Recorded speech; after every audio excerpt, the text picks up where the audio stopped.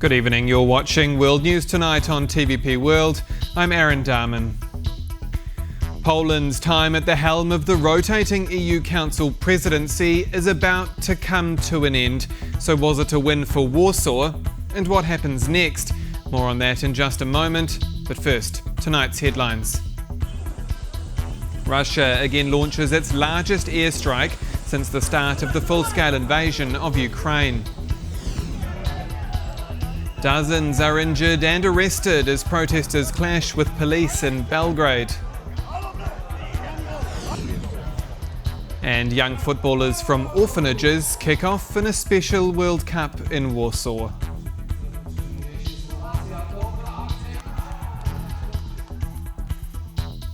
Security Europe. That was the headline slogan of Poland's EU Council presidency, unveiled just over 6 months ago. Since then, the country has pushed for defence commitments from allies and cracked down on migration. But how do officials and experts assess Warsaw's term? Konrad Gorlinski has more. The official closing of Poland's European presidency ahead of its handoff to Denmark took place coincidentally during the celebration of Polish Days on Saturday in Brussels. These are the last moments. It's Polish Day in Brussels and the end of the Polish presidency. Over the past 6 months, the Polish presidency has managed to impress. Your presidency was challenging, but you delivered. You closed 37 major legislative files and reached negotiation mandates on another 18. Those are impressive figures.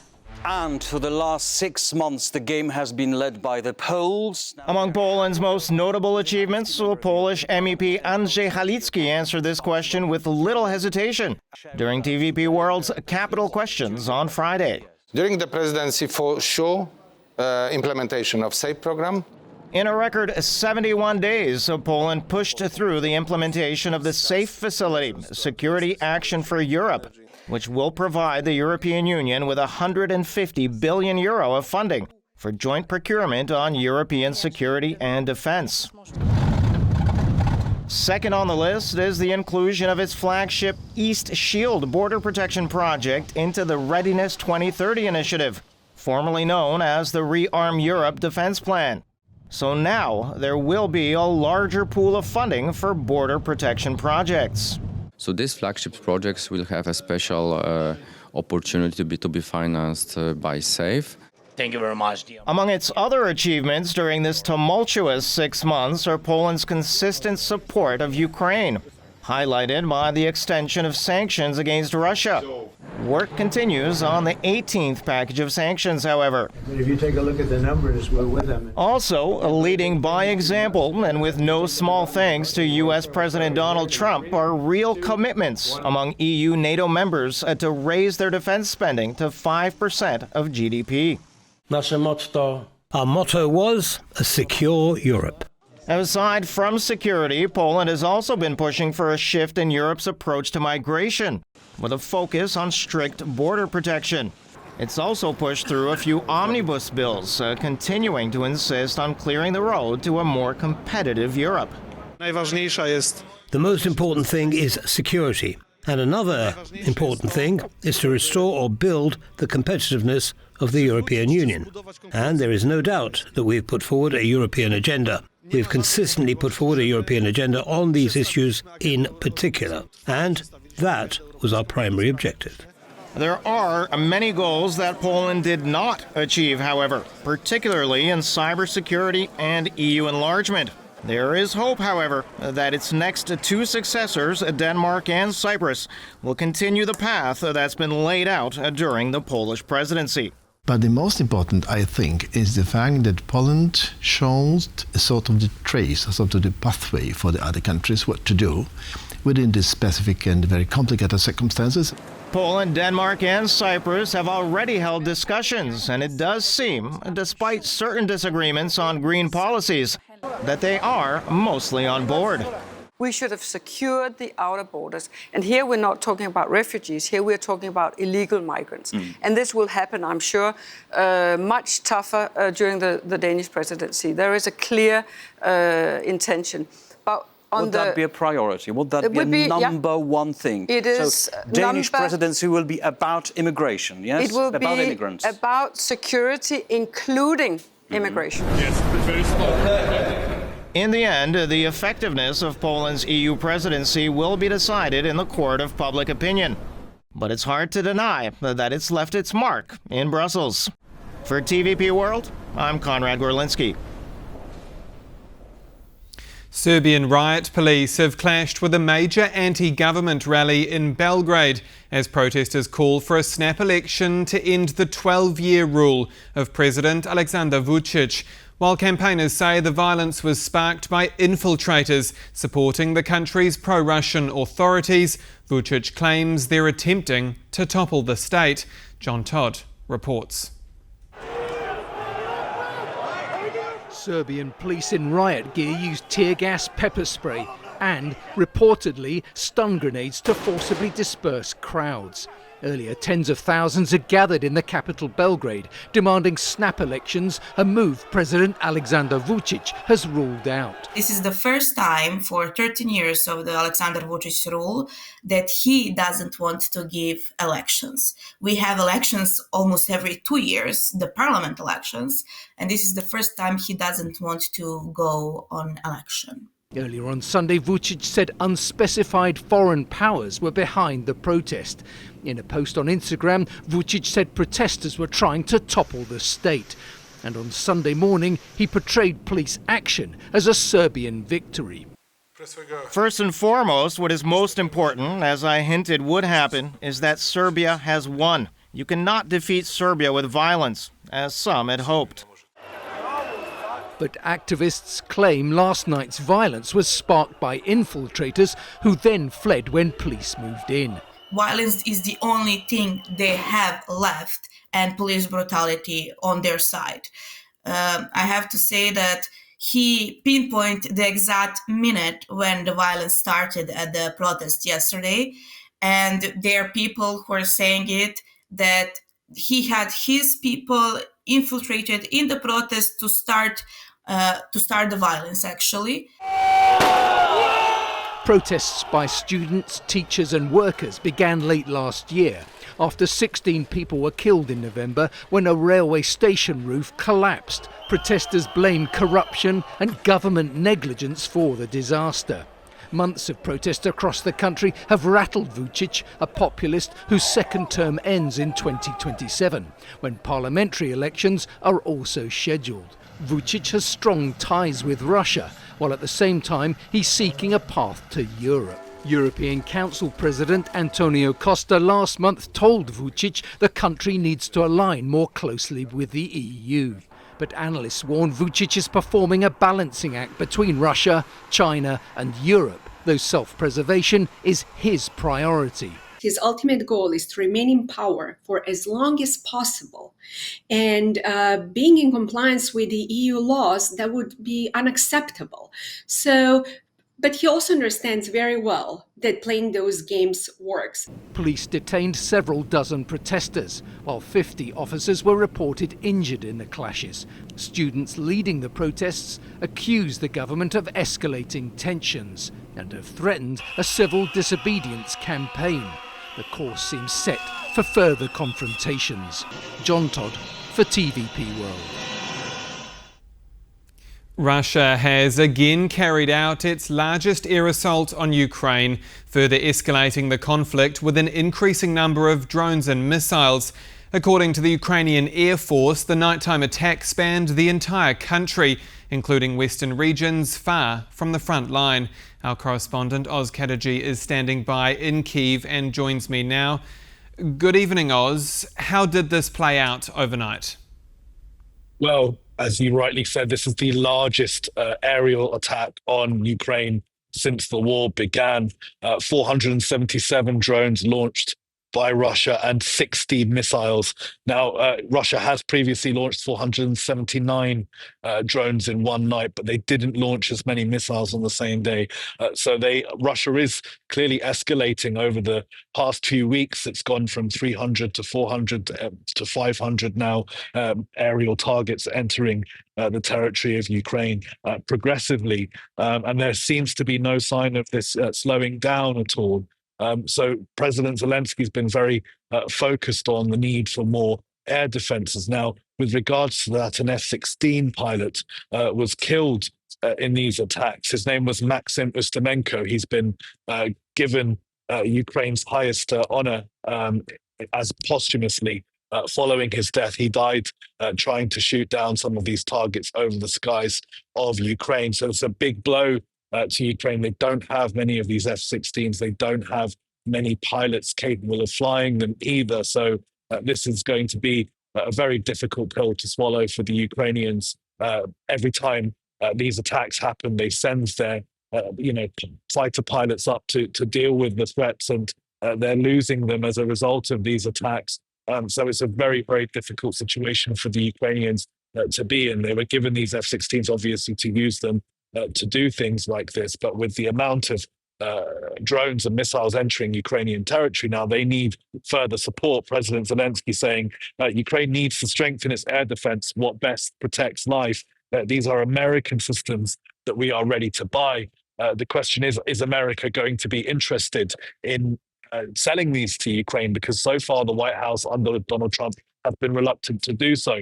Over the past 7 days, 114 missiles, 1,270 drones, and 1,100 glide bombs launched by Russia on the territory of Ukraine. So this is a very significant number that Ukraine is dealing with week in, week out, and it needs support especially with air defense interceptors. So that's going to be a major question now to Donald Trump, to the White House, if they're going to finally agree to give Ukraine the systems that it's asking for. Regardless, these air attacks are going to continue, and they are continuing to escalate as the Russians go on day by day. Back to you, Serbian. Oz Kadagi, our correspondent in Kyiv, thank you. And as the war in Ukraine intensifies, the role of North Korea in aiding Moscow's fight continues to face scrutiny. Just this weekend, Russia's Minister of Culture arrived in Pyongyang, praising the two countries' quote, unprecedented cooperation. Natalia Oriol explains how close those ties really are. A delegation of 125 performers from Russia landed in North Korea on Saturday, accompanying Russian Minister of Culture Olga Lyubimova. But is the stage set for more than cultural cooperation between the two countries? Their relations have drawn closer since Russia's full-scale invasion of Ukraine in February 2022. But military support has only been disclosed after months of silence.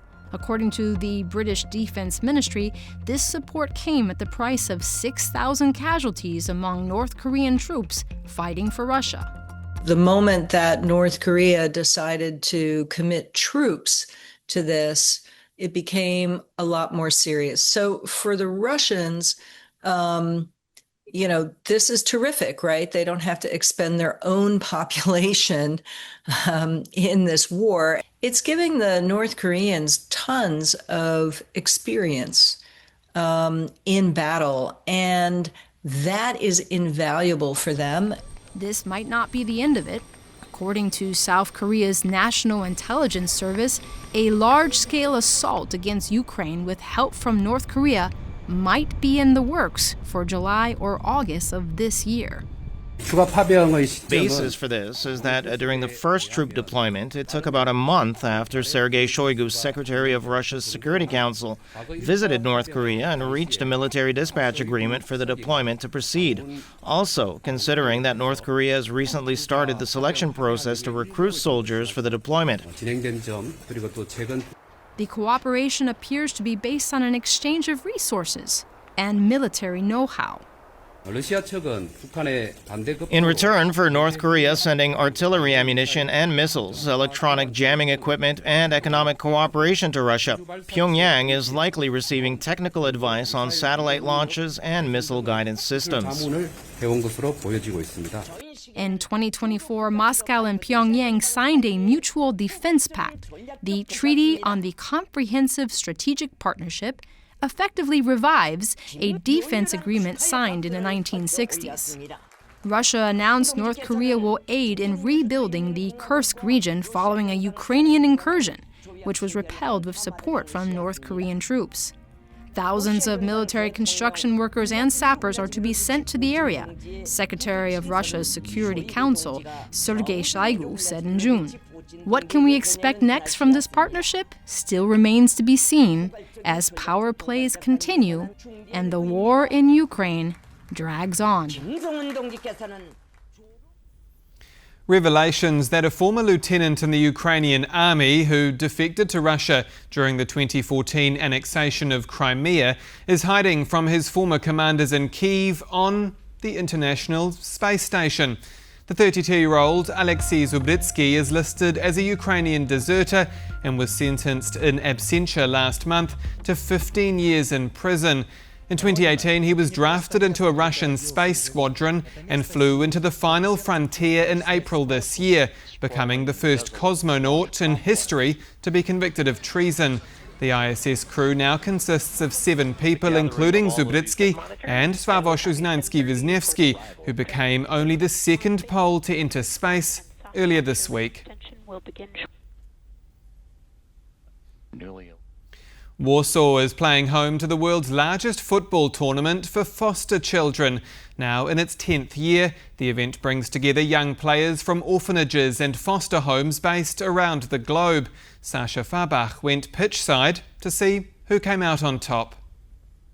Now it's 300 players, 22 different countries. It is a World Cup over the weekend here in Warsaw, but it is a World Cup with a very unique feature. All the players here are young kids, young adults between the ages of 5 and 17.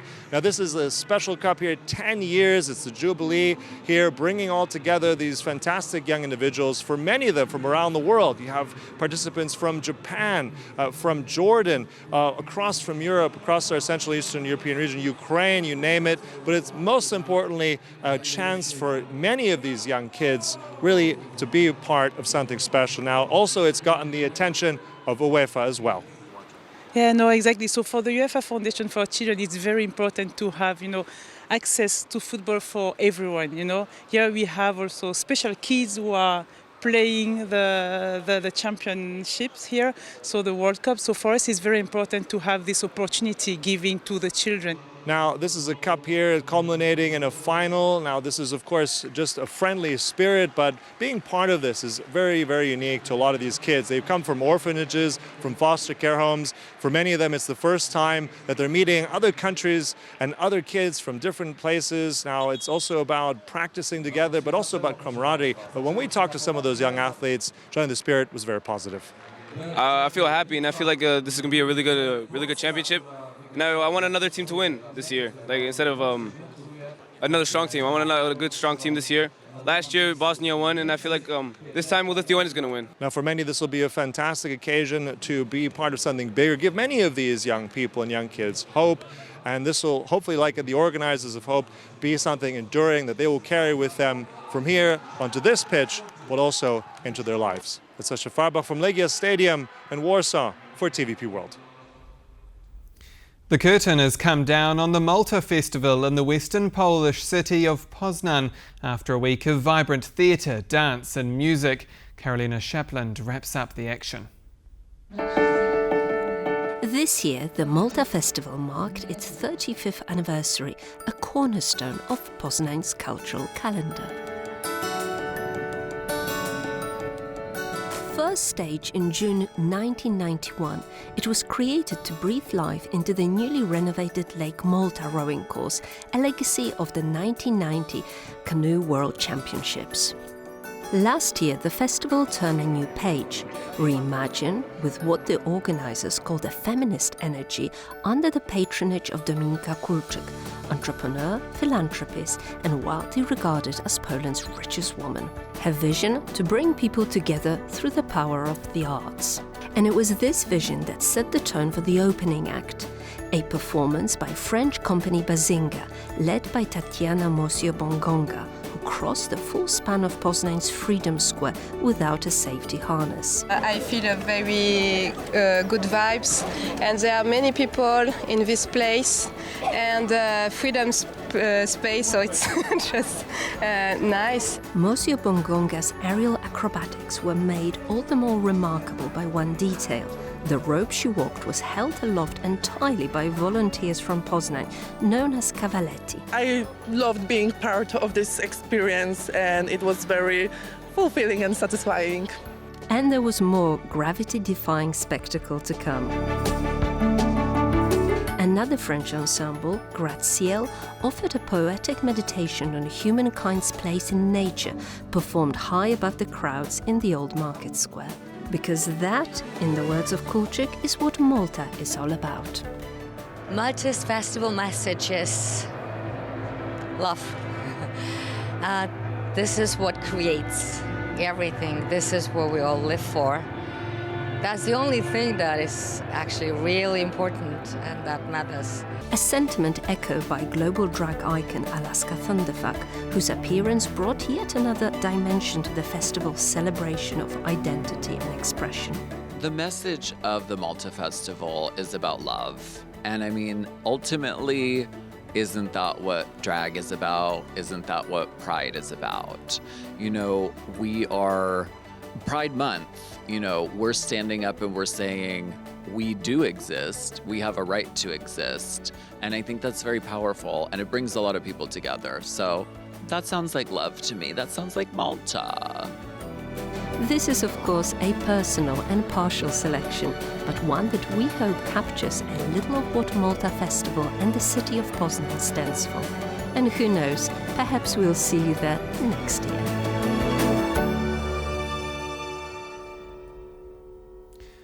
We return now to our top story, the end of Poland's rotating EU Council presidency. Here to break down the past 6 months and what happens next is Piotr Kaczynski, EU expert and lecturer at Warsaw University. Good evening, sir.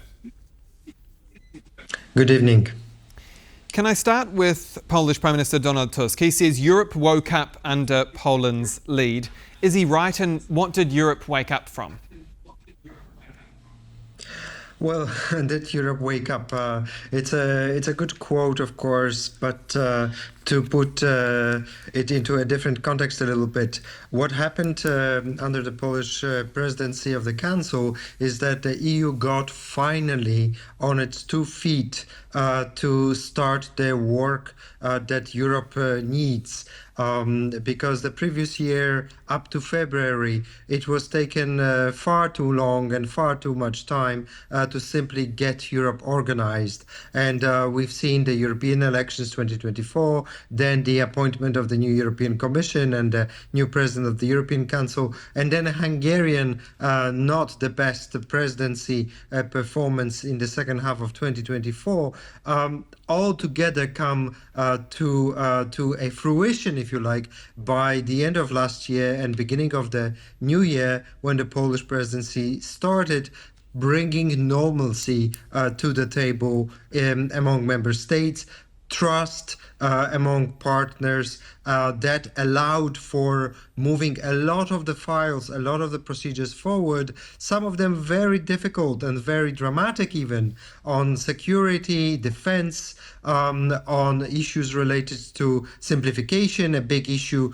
on the agenda, so-called omnibuses. 5 of them were proposed, and some of those files already coming to fruition. For example, the one on CBAM, which is external external tariff against carbon leakage in energy sector. So you have a lot of those different smaller elements that come together, and I would put it this way, that what Poles managed to do in the council, apart from bringing this normality to the table, is that security was number one priority, simplification was second, and third was keeping this transition going.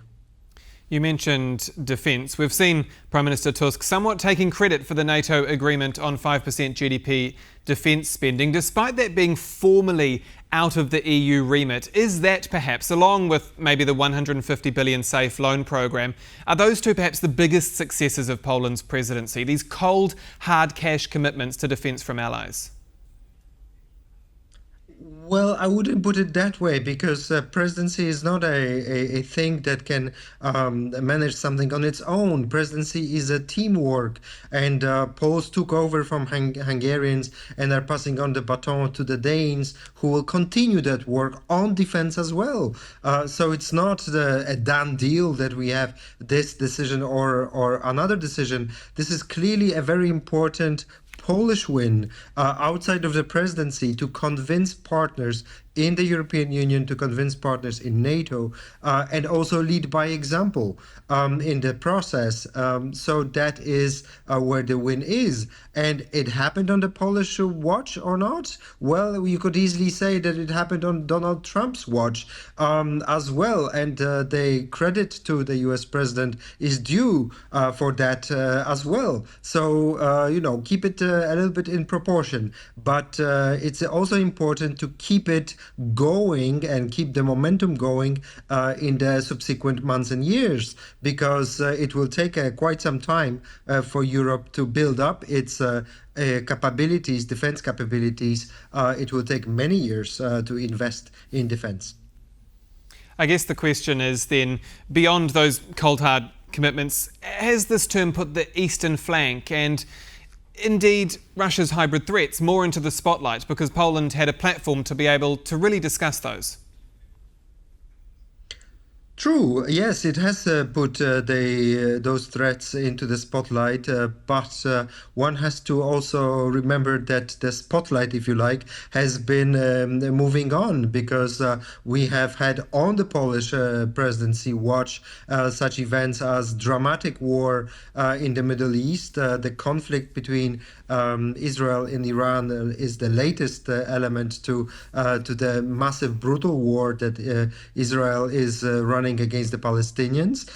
You have had, of course, all the crises related to Donald Trump wars on trade wars that he has inaugurated soon after coming to office. And all those things have simply been overshadowing the one and very important security challenge that is well understood in Warsaw, well understood in Brussels as well. That is the war between Russia and Ukraine. And not losing that momentum has been a very important element to the Warsaw government, and the presidency definitely was a useful tool in this respect.